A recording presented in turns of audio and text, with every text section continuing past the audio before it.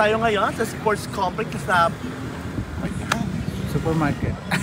Supermarket. So, Sa sports tayo ngayon complex. sa isang sports complex here in Sorsogon City na pinagawa ni Heart Evangelista. Sana all, di ba? Sana makapag-design din ng ganito tapos papagawa ko sa asawa ko. Pagawa mo naman ako ng ganitong sports complex.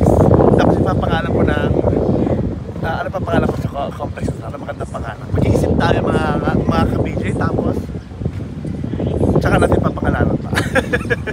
Kita ba lahat? Kita siya lahat, no?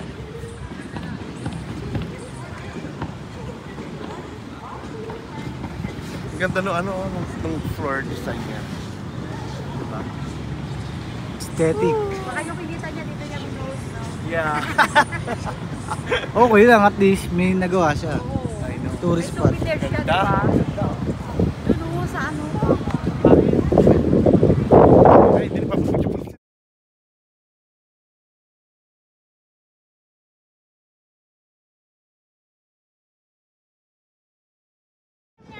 So yeah, anong destination, do you know?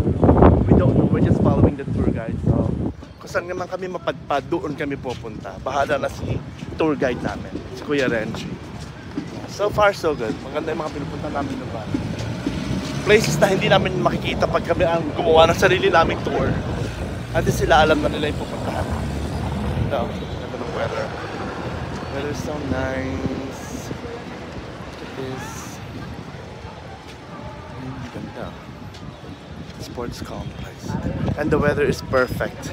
Not hot, not cold, but humid. Humid! Diba? Ganun pa kami.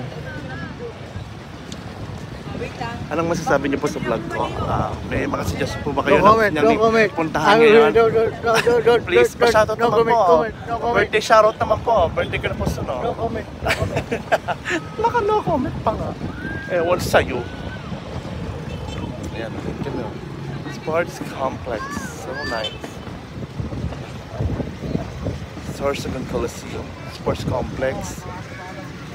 Ito lang. Ayun sila. Ayun sila tita. Ayun. Nice. Okay, we're moving on to our next destination, mga ka-BJ. Hindi ko alam kung saan kami pupunta, but I'm loving this place.